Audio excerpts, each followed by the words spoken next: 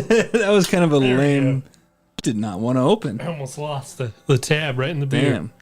This is quite the can. It is like, you could kill someone with this can. We are drinking Sapporo Premium Beer. And welcome back to the Abyss, everybody. Thanks for joining us here. I like Sapporo. It's good beer. It's interesting. Can't say I've ever had it, but that's okay. It reminds me of Kirin. It's another Japanese beer that I enjoy. It's really good with sushi. Sushi's really good with beer. I think it's made with rice, but I could be wrong. It has that like crisp taste. Like it doesn't really taste like anything. It's not overpowering. Right. Yeah. So nothing exciting other than obviously the upturned car on my way to your house. There's this like apartment complex with a car on its side. And there was a car seat on the sidewalk, I guess the dad was holding the kid, but it looked like paramedics were still trying to get someone out from the front. So, not a good situation. That's sad. Drive safe, folks. And speaking of kids, I know you know this, Cleet, but now that I've told everyone in person, obviously my wife and I are expecting twins coming out probably October, November-ish. So my life is over. So four kids in total, and you're officially a Utah man. I know. That's what I was going to say. I'm following the Utah path. We got married young, and we're having lots of kids. This is the place. Yeah. This is the place to do it. I'm definitely fitting the mold of Utah. Definitely fitting the mold. But when's your next one coming, Cleet? Never. On the 5th of never. Oh, okay. But no, I'm not coming religious. I'm not. No, not at all.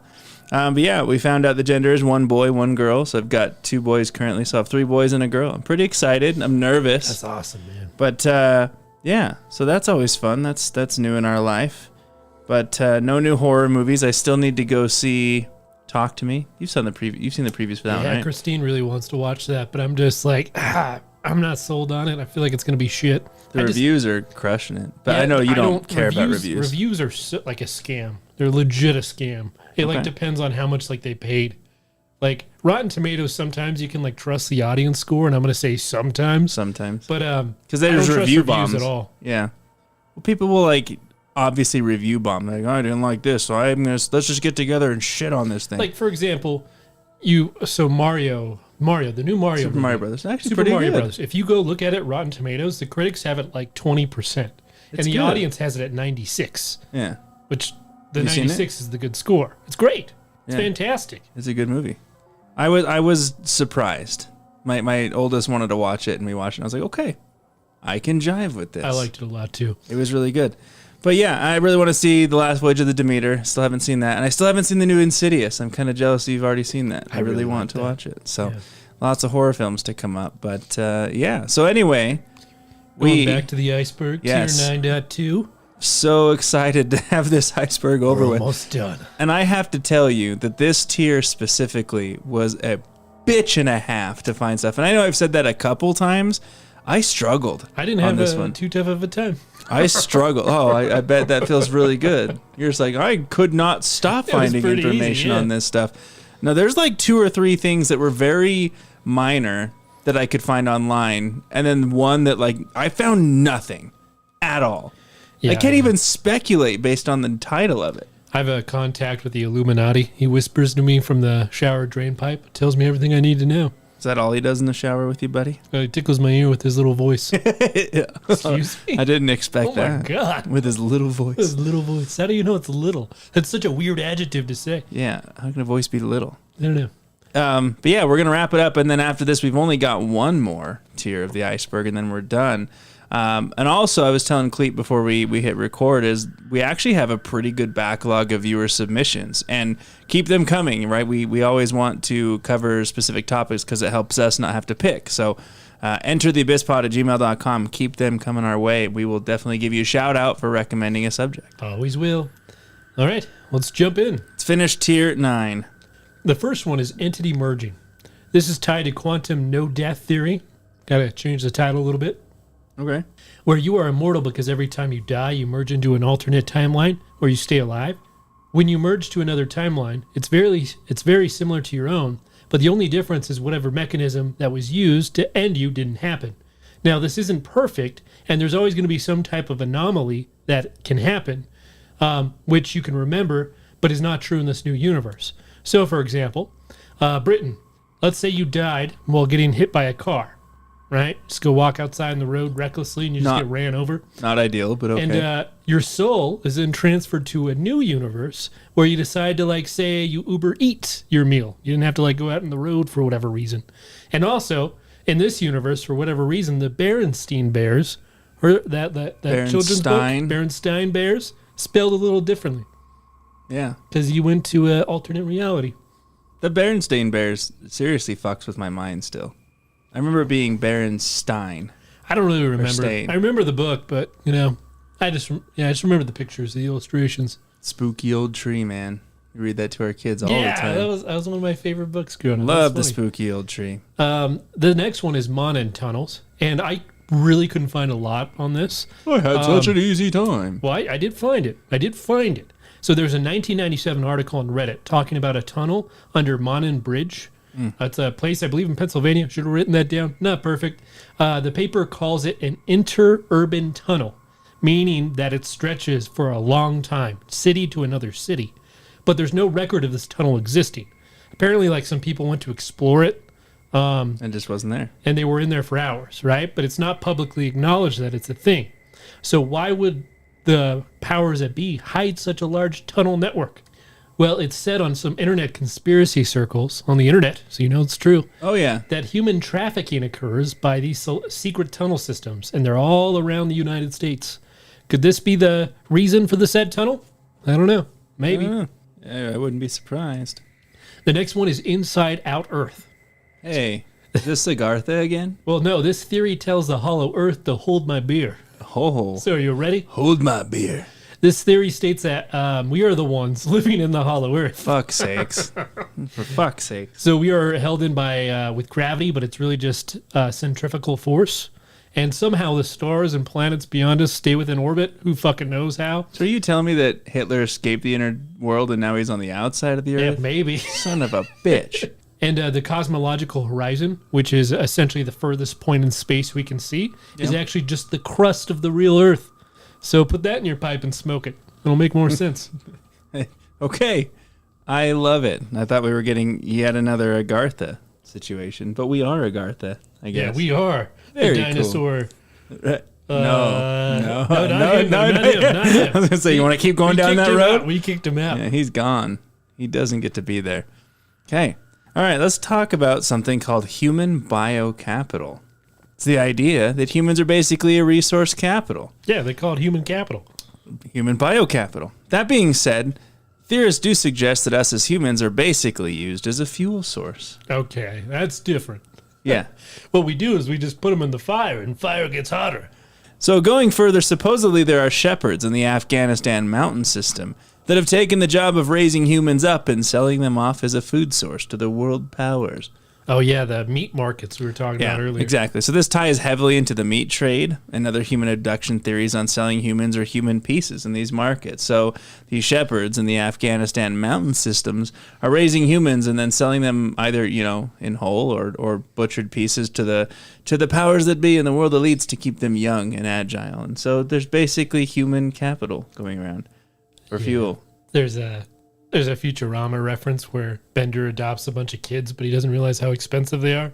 And he tries to sell them to a restaurant. And he's like, "Come here, cutie." Picks them up, puts them down, gets up back on the phone, says about 35 pounds. Oh my God. Have you watched the new ones that have come back? They got new ones? Yeah, right from where they left off. Original cast, writers, everything on Hulu. It ended so well. I'll probably still check it out. There's more money to be made, dude. That's how it goes. Okay, so the next one is TGA gray spacing. Give me a little bit of credit to Wendigoon here because I had a little trouble finding this one, but TGA stands for Transient Global Amnesia. I guess that's when several people forget major historical events, just like suddenly they just forget or an event is wiped from their brain. Yeah, like when Cthulhu came around. That could be a theory. In 2008 and the housing market crashed. Yeah.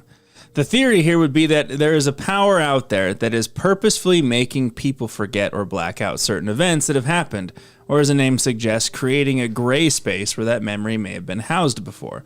So, just like you said, it very well could have been that this big sea creature, Cthulhu, came out of the ground and ruined the economy. We spent all our money trying to fix the world, and we blame the housing market. And they said, hey, just forget that Cthulhu existed. No, it's just a tragedy. It's just the depression. It's all that good stuff. An unfathomable horror that one cannot describe with their own mind. The housing crisis. Yeah, so that's gray spacing, is that there's powers that can wipe parts of your memory. And what can you do with that stuff? What have you been forced to forget? Because you can gray space it, but can you put memories back in? I don't know. That's the question. Kind of sounds like the Men in Black on steroids. Yeah, a little bit. So this one is probably one of my top 3 conspiracies for me. This one's actually really cool. It's the ocean at night. Ooh. So I think it'd be fun to do a deep dive on later. But a bit of backstory on this one is something called vertical migration. So this ties into the theory very closely. Basically, every evening as the sun goes down and the dark falls over the area, hordes of marine creatures rise from the depths of the ocean to hang out near the surface to feed and mate. And then they head back down before the dawn, right? So they just, the night cycle. This is the largest synchronous migration on Earth. And if you ask me, it's fucking terrifying. I hate the ocean. I hate the fact that these big fucking sharks and everything just rise up at night. I hate it. I absolutely hate it. It's a wet, salty orgy. Yeah, sure. So back in 2010, on the western Gulf of Aden, which is a young ocean basin that stretches from the Afar Depression in East Africa to the Carlsberg Ridge in the Indian Ocean, it began experiencing an intense swarm of earthquakes. The theory states that there was a government project to build an artificial sun underwater for whatever reason. When this was done, the earthquakes started happening, which leaves some to believe that some massive creature may have been spurred to visit the surface and move as its prey was also heading up that way. So they create this massive sun on the ocean, which brings, the smaller creatures up, which brings a bigger, but because it's so big, the biggest of the big creatures on the bottom start to migrate up with these massive other fucking things. So if you think about it, there's some massive creature on the bottom of the ocean whose prey suddenly starts flooding to the surface, and they're going to follow in order to eat it. So this theory just states that we may have woken something up by creating an artificial sun in the ocean. That makes sense. Right? It's completely cool. I hope they don't swim into the sun. And it's interesting. It was funny, though, because when they did this, obviously the magnitude of everything, I think it was 27 naval forces across the continent or whatever got together, and they said that they were going out to fight pirates. Oh, that was the story, is they're going to fight pirates on this crazy earthquake. But they're like, no, they went to fight this creature that they spawned from the bottom of the ocean. It was just a really weird theory in which they blame pirates and everything for this, and they're building some sun underwater. I don't fucking know, but it was kind of cool to research. They were fighting the megalodon. Yeah. Okay, this one is berry bushes. Excuse me? Berry bushes is known in 411 circles to be an area of interest where people disappear.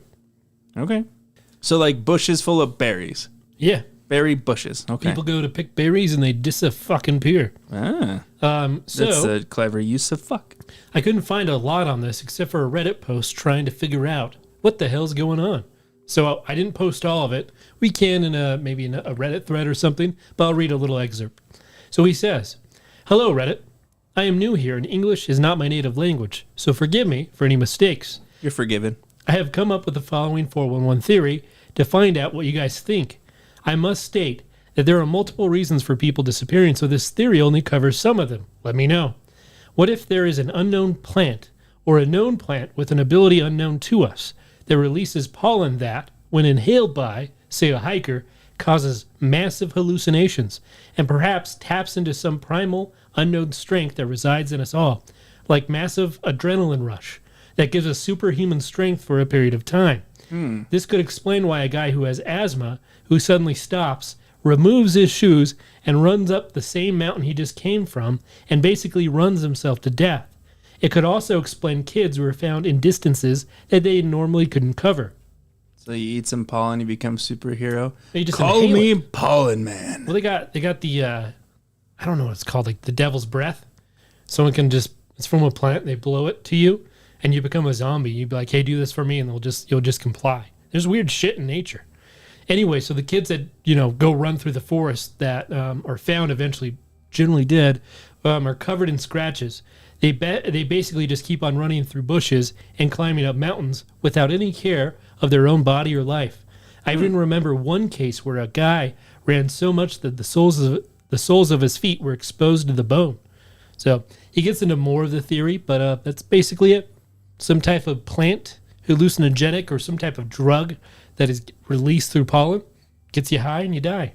The man literally ran out of the soles of his feet. He just fell right off. Ooh. All right, the next one is the sky is alive. Yeah, totally. So I'm going to have to drink a little bit before this. Hang on. Just pound it, down it. Chug, chug, chug. Ugh. So the title pretty much says it. The sky's alive. And it goes even further saying that the universe is alive as well. Fuck's sakes. Reminds me of that quote that we are bits of the universe trying to understand itself. You have to just sit back and think, what is consciousness in the first place? Your brain just is built from atoms that fire energy around. Isn't that to a degree how a star works? People believe that stars have some type of unseen effects on humans stemming to fields like astrology. You are the way you are because of how the stars were aligned when you were born. That's why you're a bad person, Britain. Oh, that felt very specific. That's the theory. And you chose fucking aggression on that one, didn't you? I'm just sitting here finding my next one, and like, Jesus. You're like, and that's why you're awful. The last one is, what are volcanoes' real purpose? Have you ever just been walking on a mountain and ask yourself, wait a minute, what do volcanoes actually really want to accomplish? No, that question has never crossed my mind. They're kind of shifty. I don't know if volcanoes, what are they really wanting to do? So in many of our theories, we've talked about how long humans have actually been on Earth. They may have been on there for a very, very long time compared to what history says. Yeah. So there could have been far more ancient technological advanced civilizations than us. Volcanoes could be viewed as the mantle of responsibility. That is, super volcanoes have a set amount of time to go off, which will ultimately doom humanity or just the civilization residing on that rock during that time. It's essentially a timer on if the civilization will get to interstellar travel or not. If we just sit here and watch our TikTok or our no-no sites online, pornography.com, we will fail my favorite. We will fail the test, and humanity will become extinct or reset, and we will have to take this test all over again. Damn, I don't like to test, so let's not do that. We died last time because you wouldn't stop watching the no-no channel. You would not stop watching porn, and the volcano disagreed. And now we're extinct because of it. Stop watching the porn. This one's called Super Volcano. Well, quit inventing porn. Moving on to something called nano UFOs and giga UFOs. So, Cleet, when you think of UFO, when you hear the word UFO, what size do you typically associate with it? When you think of that, honestly, depending on how fast it's going, matter expands. Oh Jesus! So, if it's stationary, regular size, and if it's going what is regular size? Speed of light, it's as big as the universe. Okay, so a ship size, right? Yeah. Okay, cool. So this theory suggests that there are a few different sizes, starting with the nano UFO, which can be so small it can get into your bloodstream. Remember we talked about the smart dust? So the smart dust that we talked about, the dust that you could spread across a small area and it could get inside your bloodstream, whatever, control you. So there is thoughts that there are UFOs that are that size. Now, if you go to the giga UFOs, like you had said, they can be the size of a galaxy, which can be used for observational purposes. So the theory just suggests that everyone views a UFO as kind of a spaceship size, a ship size, or a plane or something. But that doesn't typically mean that's how it is. They could be very microscopic, but they could be bigger than the fucking galaxy. Yeah, I don't think size matters when it comes to UFOs. It's just how you use it. Okay, and then holistic tubes. So this falls into the theory of alternate medicine, which is alt medicine. So we've covered several theories on the idea that a sickness or an illness or an injury would come from a place of negative energy rather than an actual sickness, right? It's in your mind, it's how you feel. You're sick because your chakra's off and you need to realign yourself. So this kind of falls into that state. The tubes themselves, they're like metal rods. They didn't specify how big they are, so I guess they can vary in size. But they're rods that need to be charged in some way. Some state that it could be by a form of magnetization. But once the tubes are charged, they're basically placed on or in the injured area that can cure the pain or sickness with energy. One of the most common things that I saw on this was like ear infection. So you could charge the rods and kind of place it in your ear and the pain would go away. And the thought is that the energy produced from these rods is enough to cure the pain or to the disease. Interesting. So, I mean, look, it's not even close to the most far-fetched theory we've covered. So I'm not gonna shit all over it. I'm a pretty big believer that the sky's alive. Yeah. It's big blue and angry.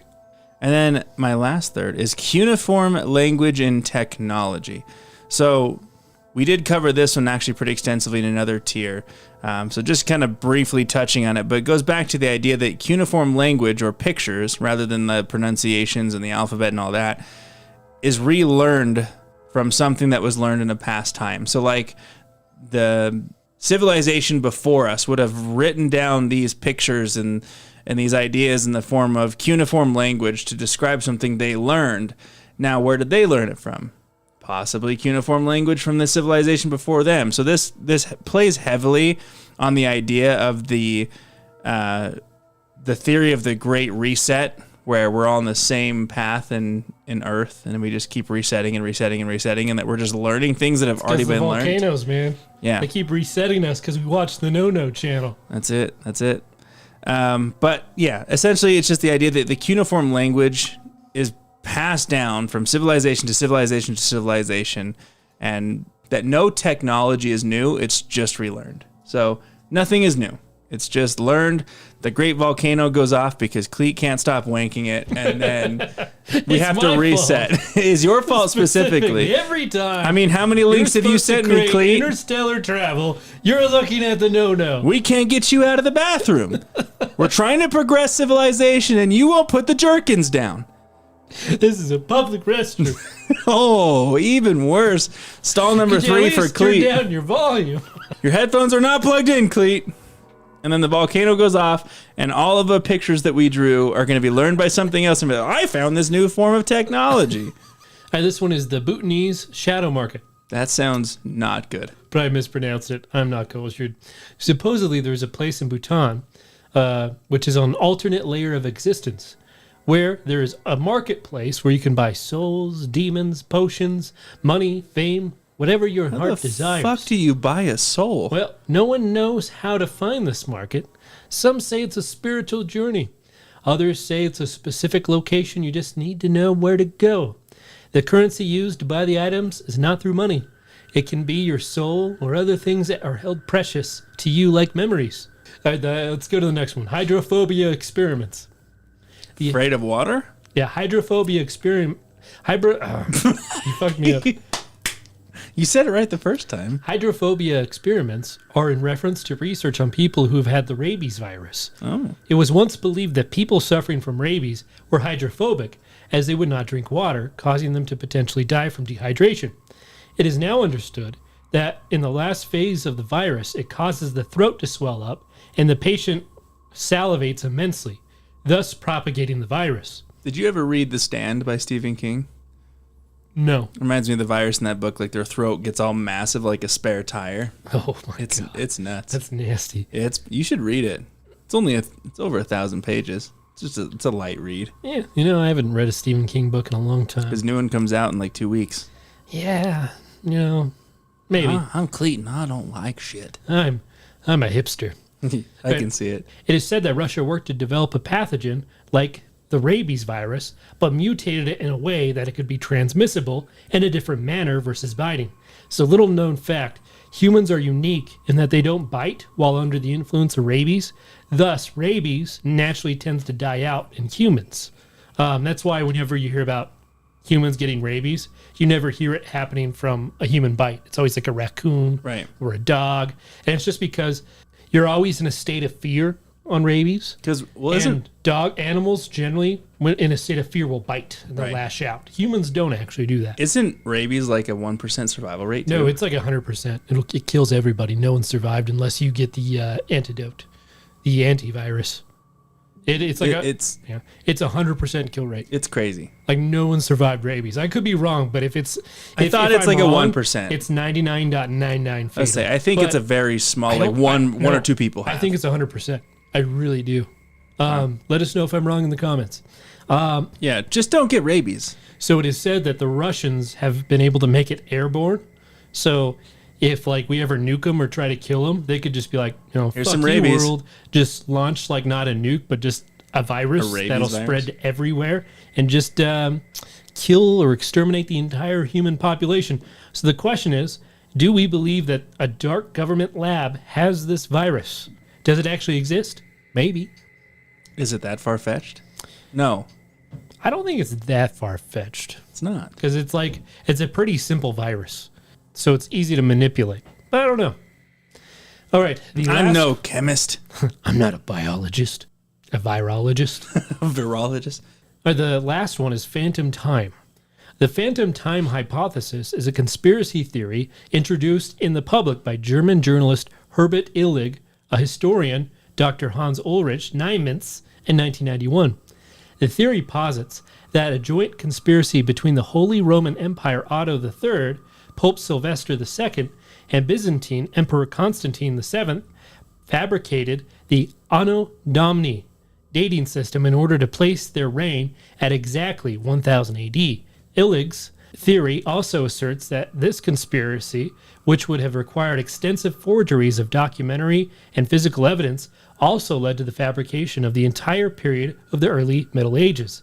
The phantom time hypothesis thus asserts that world rulers faked the historical period between 680 and 900 AD, and again, in order to make their reign a more auspicious time in history. So it was just like a big ego thing for them. So we jumped 300 years into the future. Because of an ego. Could you imagine it's 599 AD and the year goes by and the whole government's no, you're wrong. It's 900 AD. You're just an idiot peasant. You're a big idiot. Look at these artifacts. We're missing 300 years. This was made in 612. You're an idiot. Idiot. You're I guess I am. I'm an idiot. Bumbling fool. Lay off the beer, peasant. We're going to jump into something called null compliance security. We actually have to be careful with this one because those involved are still running things. So just a brief touch point because, you don't want to catch any attention. I'm going to get you.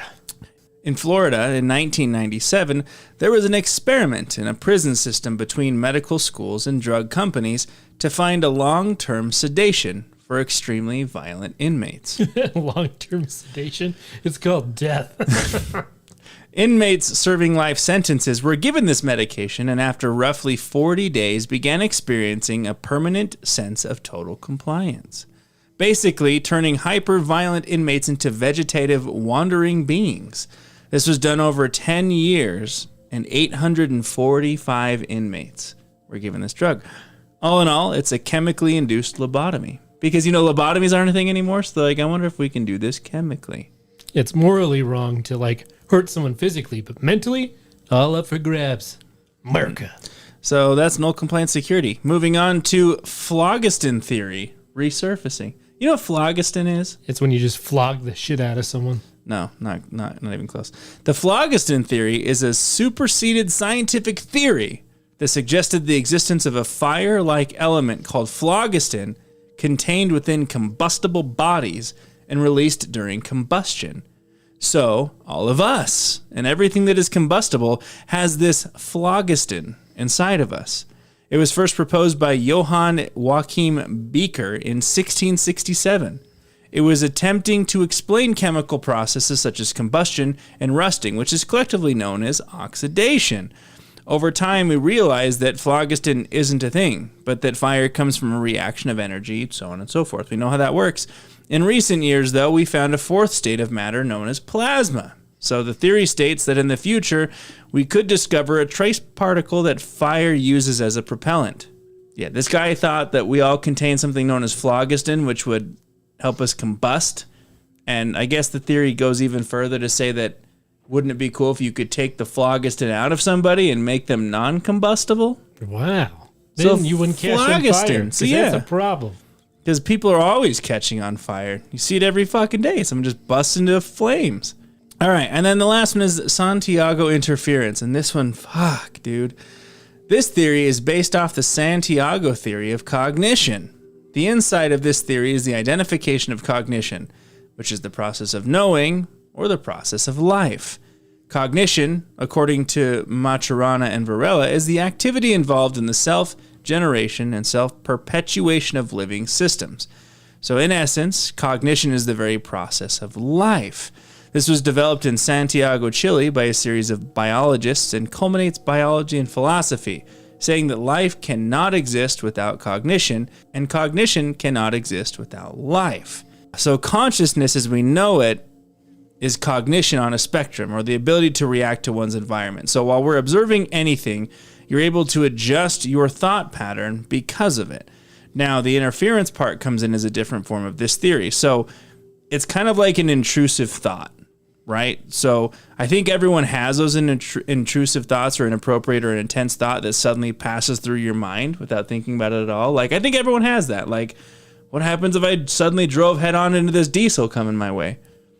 People have those. Someone's going to die. Like, intrusive thoughts are a very big thing. That would be cognitive interference, where it's like suddenly you couldn't even be thinking about this, and all of a sudden you have this wildly violent thought pop into your head out of nowhere. So it's suggested that this happens as a form of your brain checking itself to reiterate what is bad or unacceptable. So what if that portion of your brain were to be removed and your brain suddenly started sending longer and more intense, violent, or intrusive thoughts? Like, so your brain suddenly couldn't establish that what it was thinking or preventing you from doing was wrong. That'd be bad. A hellscape. It'd be fucking bad. So from what I was able to gather on this thing, the theory asked the question, what is something that is alive without that cognition? Put that in your pipe and smoke it. Nothing. Exactly. So that's it. It was a lot to try and piece that together. So that's my 3. Go ahead. The next one is Eileen Moore Island. In December 1900, a boat called Hesperus set sail for the island of Island Moore. Hesperus. One of the 7 islets of the Flannel Isles. Flannel? Yeah, one of the Everyone's 7. wearing flannel? Yes. Yeah. Off the coast of northwestern Scotland. Captain James Harvey was tasked with delivering a relief lighthouse keeper as part of a regular rotation. The journey was delayed a few days by bad weather, and when Harvey and his crew finally arrived, it was clear that something was awry. None of the normal preparations at the landing dock had been made. The flagstaff was bare, and none of the keepers came to greet the Hesperus. The keepers, as it turned out, weren't on the island at all. All 3 of them had vanished. Eileen Moore had his peculiarities. The island's only permanent residents were sheep, and herders referred to it as the other country, believing it was a place touched by something paranormal. I'm headed over to the other country. Want to tag along? Hell yeah, I'm going to go see some sheep. And the paranormal. Eileen Moore had long elicited a sort of fearful reverence in its visitors. The main draw to the remote location was a chapel built in the 7th century by Saint Flannan. Even those who never prayed were moved to worship while on Eileen Moore. Superstitions and rituals like circling the church's ruins on your knees were adopted by those passing through, and many considered Eileen Moore to have an indefinable aura that could not be ignored. What the Hesperus crew did find at the lighthouse was a set of perplexing clues. The replacement keeper, Joseph Moore, was the first to investigate and reported an all-encompassing sense of dread as he ascended the cliff toward the newly constructed lighthouse. I need to start using that word more in a sentence, perplexing. I don't say that enough. Yeah, you need to. Everyone's talked about it. That's perplexing. When you're not around. Inside the kitchen table when I'm not around? Yeah, like, how did that turn into like a, we all get together when you're not here. We just say perplexing over and over again. We all have stories about how you never... You ever realize how Britain just never says perplexing? It's so fucking annoying. I want to hit him. Get cultured. Anyway, continue with your perplexing tale. Inside, the kitchen table contained plates of meat, potatoes, and pickles. The clock was stopped, and there was an overturned chair nearby. The lamp was ready for lighting, and 2 of the 3 oilskin coats belonging to Thomas Marshall, James Ducat, and Donald MacArthur were gone. The gate and door were firmly shut. Those clues only led to more questions. Why would one of the gatekeepers have gone out without his coat? And for what manner? Why would all 3 have left together at all when the rules forbade it? Someone needed to man the post at all times, so something unusual must have drawn them out. When Moore returned with his report, Harvey had the island searched. The hunt came up empty. I think the biggest question in this theory is why the fuck is it meat, potatoes, and pickles? Well, you can preserve those a lot. So we could do a whole episode on this. Like, there's some, like, journals in there that are really weird about, like, a storm hitting the island that made them very scared. But, like, no storms in the region were ever recorded during that time. So very weird. Yeah, they ate some bad pickles, and they were just fucking imagining the storms. They went to a plant that made them hallucinate. They all ran into the ocean. All right, the next one is the Sphinx water erosion hypothesis implications. Jesus Christ. Say that again? The Sphinx water erosion hypothesis implications. Okay. So the general consensus among Egyptologists is that the Sphinx were constructed somewhere between 2520 BC and 2494 BC. They also agree Egyptian civilization began circa 3100 BC. However, there are a handful of Egyptologists, geologists, and historians who suggest otherwise. They believe the weathering of the Sphinx enclosure walls is indicative of water erosion rather than the commonly accepted belief that it was caused by sand and wind. If the weathering were caused by water erosion, it is so extensive that it could only be attributed to thousands of years of rainfall. Funny thing is, where the Sphinx is located is as bone dry now as it was 2500 BC, when it was supposedly built. That is perplexing. In fact, the area has only experienced an average annual rainfall of 1 inch since the Old Kingdom, circa 2686 to 2134 BC. Egypt's last period of significant rainfall ended between the late 4th and early 3rd millennium BC. If the weathering was caused by water erosion, the Sphinx must have been built during the 6th or 5th millennium BC in the earliest. If one accepts the water erosion hypothesis, it must then be asked, how long has the Sphinx standing there before the heavy rains began? This is where academics diverge even further on the matter. Some believe it can be answered by astronomy, where there is a wobble in the Earth's rotation known as the axial precession, and it takes 26,000 years to complete a cycle. Because of the alignment of the stars in the night sky is a cyclical process, so we are able to know exactly how the stars were aligned at any time over the last 30,000 years at any point on the Earth. With this knowledge, we know that the layout and the orientation of the Sphinx was a direct reflection of the constellation of Leo in 10,500 BC. Good old Leo. It was at this time in 10,500 BC that the Giza pyramids were a direct reflection of the Orion constellation, and the Nile River was a direct reflection of the Milky Way. So if one accepts the water erosion hypothesis, they must also accept that Egypt's civilization is much older than believed, at least several thousand years older, and in this case, the Leo constellation theory says it's almost 10,000 years older than what we believe, which means ancient human civilizations. The last one I'll be covering is archonic genetic engineered entities. Perhaps one of my favorite ones, and I have a lot of information. We could do a whole episode on this. But the archons are a parasitic entity which are intelligence-driven mind predators. Intelligent-driven mind predators. They exist on multiple dimensions, able to slip from one dimension to another within the lower frequencies of the 6th through the 1st dimensions.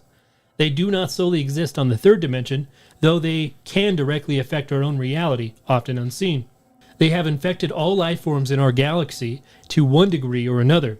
They are mind entities and operate on frequencies which affect the mind matrix of all beings in the galaxy. They can be thought as intelligent, mind predatory entities. So how do they infect? Well, from within the solar plexus, the archonic entity, so solar plexus, remember that? Okay. I'm following along. Archonic entities begin to control the lower mind, the rational mind. It does not dwell in the conscious mind, but it burrows itself into the subconscious.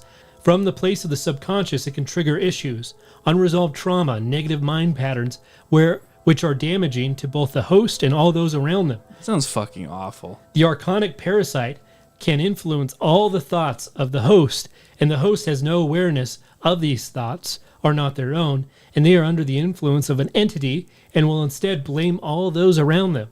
I often see those, or this person says, I often see those who are hosts of these parasites accuse other people of things they are doing themselves. They will blame other people for negative emotions, thoughts, and opinions. They are caught in a mirroring game, which they cannot get out of. When you interact with a person who is under the intense a chronic episode, you will notice that they think everyone around them are operating in their egos and have negative intentions. They will throw out accusations which surprise those they accuse. They cannot see past their own projections and thus think everyone but they are at fault. And eventually it will completely possess the person. Damn. So that's it. All right. Let's start with something called Olfma, or OLFMA. What an Ulf. So this was, again, one of the few that I really struggled to find anything on. But I thought that it was an acronym because it's all capitalized OLFMA. But again, I couldn't find anything on it. But if you search like the not mainstream search results like Google or whatever, the search result led you to a book based on theosophy, which is the idea that there is one hidden truth in the world, which was written by Rudolf Steiner.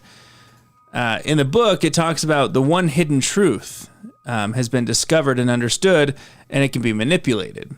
There's a group known as the Masters who know what the hidden truth is and have manipulated their environment as they basically know magic. So, again, with what little I could find, it just talks about a book written by this guy who talks about the one truth of the world, that if you could find it, you could basically possess magic. Damn it, Merlin, tell me what you know.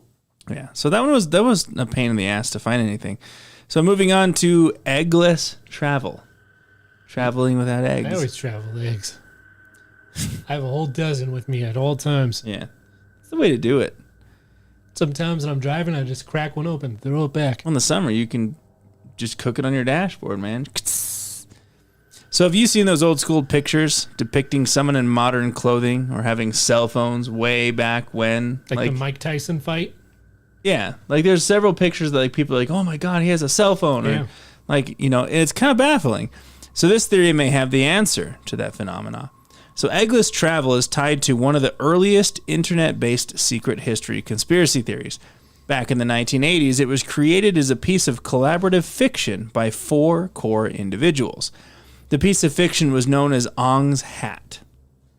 Ong's Hat is an abandoned town in New Jersey, and according to the story, some Princeton professors discovered dimensional travel or time travel using a device they called the egg. This device allowed them to move through dimensions and time. Eventually, if they got to a point where travel was available without the use of the egg, they could easily hop through dimensions seamlessly and at will. Going back to those pictures you may have seen, it would indicate that they figured out a way to do this time travel and are just hopping around wherever and whenever they want, playing with the timeline, which would be super badass. So it's just a suggestion that these 4 philosophers and these 4, professors have discovered a way to travel without this egg, and they can just kind of pop around.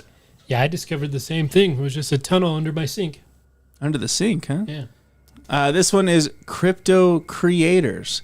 This one led me down an interesting rabbit hole, and I may be way off on the theory because I couldn't find much, but I did find a Reddit thread and actually a few branching kind of weird websites. But apparently there's a crazy amount of random and strange deaths involving the founders of cryptocurrency. I've heard about that. So one of the deaths I found was, involving a man who had drowned moments after talking to the CIA about the connections that they have. So they were kind of spilling the secrets of the CIA, and suddenly he was drowned and dead. Do you know a lot of presidents' old chefs have drowned? Isn't that weird? Yeah. One founder suddenly died in his sleep at the age of 30. Like, that's not often that happens. At the age of 30, you just die in your sleep. It's really weird. Another man suddenly dropped dead. Just out and about, dropped dead. Some of the men were friends of Epstein, so you can draw your own conclusions there, but are several articles about the sudden deaths of crypto creators, which is not really that far-fetched. So, again, I could be off on it, but when when I was doing my research, this article popped up a lot. It's like suddenly all these people who have made billions in cryptocurrency are just suddenly dying from weird circumstances. So, all right, this one is prolepsis. This idea is that in our timeline, there are clues scattered throughout art and even media that foreshadow the future. We've all seen videos or heard stories of The Simpsons predicting the future. Seriously. Or people that have vague predictions of the future that come true, like Nostradamus. This means that humans as a collective can use the subconscious work in society to predict the future in usually an unmeaningful manner. So like you can kind of see it after the fact. You're like, oh, damn it. Like everything was pointing towards that. It could also mean, on the darker side, that there is a secret society controlling the future of humanity that like to drop clues about their future plans. Alex Jones is huge on this idea, as he says that's where he gets a lot of his ideas/predictions. The next one is Stonehead of Guatemala. Over a half century ago, deep in the jungles of Guatemala, a gigantic stone head was uncovered. The face had fine features, thin lips, and a large nose, and its face was directed up at the sky. Unusually, the face demonstrated what people say are Caucasian features, which were not consistent with any of the pre-Hispanic races of America. So they just found a big white dude's head in the ground? Yeah. It was said to be obliterated by rebel groups prior to any actual analysis by scientists. No other stones were discovered, and all that remains is a picture. Is this a picture you'll be putting on YouTube? Yeah, I can put it on there. Nice. The last one is the phone mafia. I'm going to have to give you a phone call you can't refuse. So this is from a post, online that I found. The phone mafia are an organized crime group that uses random people to help them take money, or even more random people, usually old and easily targeted with various scams. The appeal of the system is that they almost never get caught because they are doing it through a phone, and because the middleman does not know who he's employed by and who are their targets. The entire scam happens in less than an hour. The scammer calls a random number, then like an actor, they pretend to be someone, a relative, the police, a media, law enforcement, or a company. They make people drop money out at random locations, then the money is picked up by middlemen, then dropped to another random location. That's not a theory. Like, this actually happens. So the person who posted this was from Bulgaria, and he says that it started there and it's just been branching out. Like, it's organized crime. They find a random person that they convince to do this crime, but they don't know like who the people are setting this up. Yeah. And then if the FBI or some international organization catches the middleman, he can't like report to like the bigger crime syndicate. Because there's no one to report. Yeah. All right, let's talk about Elf Lamentations.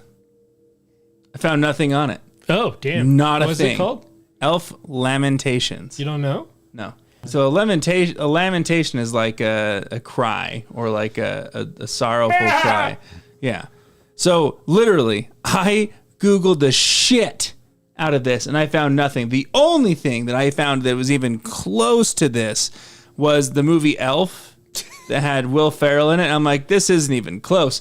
But the theory of the movie states that one very specific scene, when he hears the girl singing in the shower and he goes in the shower and he makes some comment about, I didn't know you were naked in the shower. So this person goes off on this tangent about, well, he did know because in the beginning of the movie, he himself is in the shower naked. So he definitely knew. So he's just a pervert. So he's a pervert. So this guy wrote an entire thing based on one scene of the movie Elf on how he's not this like nice elf. He's actually a pervert because of one scene where he's like, I didn't know you were naked in the shower singing. I just was like, I just loved your music. That's all I could find. Like, this doesn't exist. So if you are listening to this and you're like, you're an idiot, Elf Lamentations is this, please write in because I have no idea what this is. I couldn't find a goddamn thing. So moving on to Baryon asymmetry. And Cleet, this is probably up your alleyway. Because if I'm being completely honest, this went so far over my head, it's not even funny. So I'll share what I found and go from there. Does it have to do with quantum mechanics? Yes. Yeah. So described as one of the great mysteries in physics, the baryon asymmetry problem is the observed imbalance of baryonic matter in the observable universe. Neither the standard model of particle physics nor the theory of general relativity provides a known explanation for why this should be so. So it talks about the Big Bang Theory, right? It should have produced an equal amount of matter and antimatter.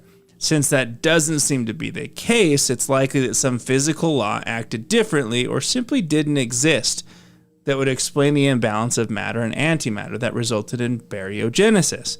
So currently there's no consensus theory to explain the phenomenon. So It's an entire article that just talks about this imbalance of matter and antimatter, and how the Big Bang should have produced both. And so it does question the Big Bang itself. I don't know. Okay, and then ending with approaching stars. So this is the opposite of the expanding universe theory, which obviously suggests that the Big Bang was theorized to have been some big event that created the universe, which is constantly causing everything to drift and expand from one unified center.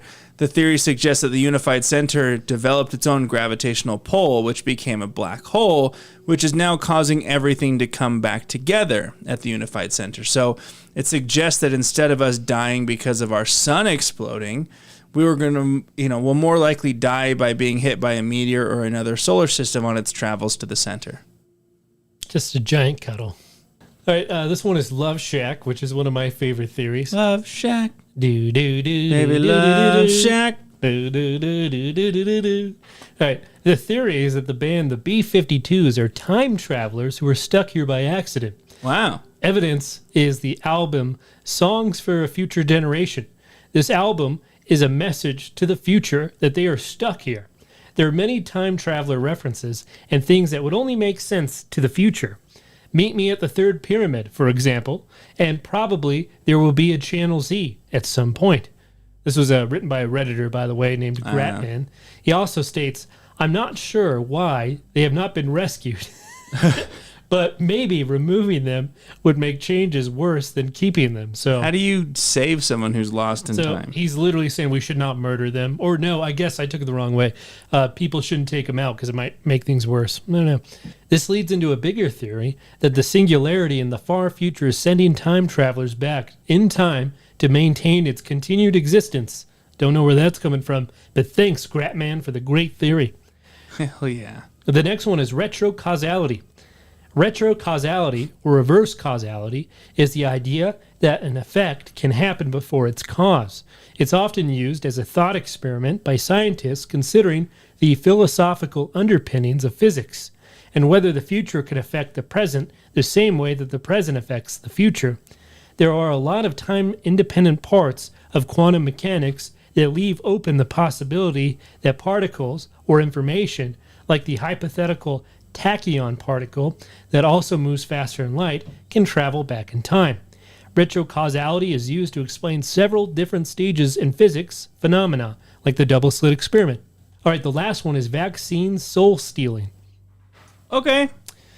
I don't even know what it's about, and I'm for it. This is the idea that the CIA, after conducting experiments, noticed a specific area of the brain that lights up in religious people when they're thinking about Jesus or God or whatever spiritual being they pray to. They are then able to find a gene that they can manipulate and put it in vaccines to destroy that part of the brain or thus cause it to not activate. So think of the Middle East. Like we were at war for a while, and a lot of them are zealous religious fanatics. And so they could give them vaccines that would make them regular people. Or for our domestic people in America, they could put it in religious people so that the most highest authority now is the United States of America. Wow. That's it. Vaccine soul stealing, huh? All right. So I'm going to finish with two because obviously there was a mix-up with the list last tier. So we're going to end with two more. First one being chakra removal.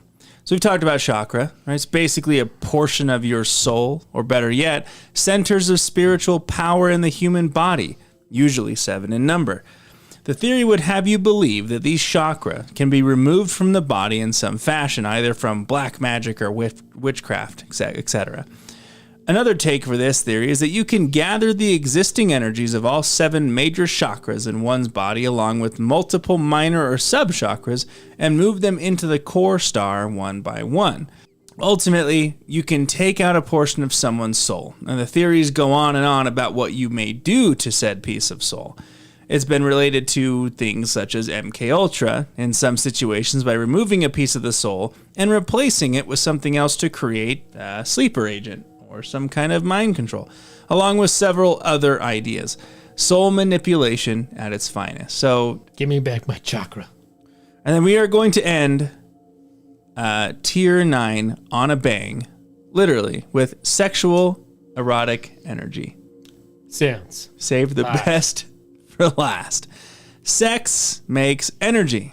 That's the belief behind this theory. It goes into the idea that by being sexual or erotic, you are creating an actual form of energy that is physical or tangible. This form of energy could be used in magic or forms of alchemy.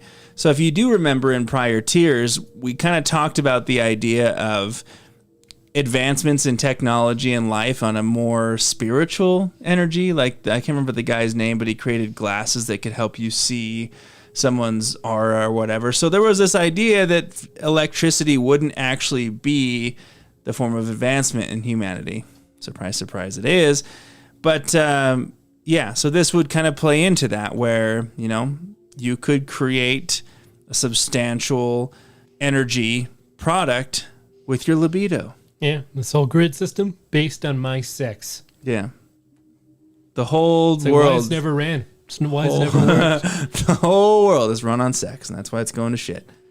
So yeah, that wraps up Tier 9. We are almost done. We have one episode left of this goddamn iceberg full of conspiracy theories. So I am really excited to get this thing wrapped It'll up. be a sad day when we finish this. Will it though?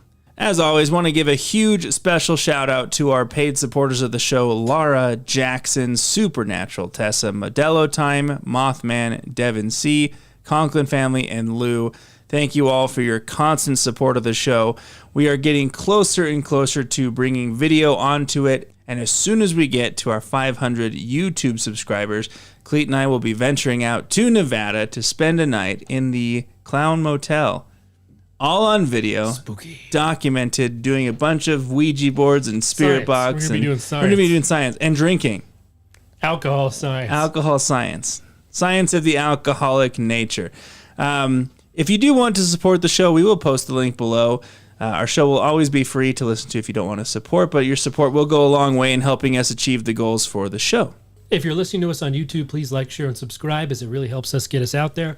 And as always, thank you for entering the abyss. Until next time.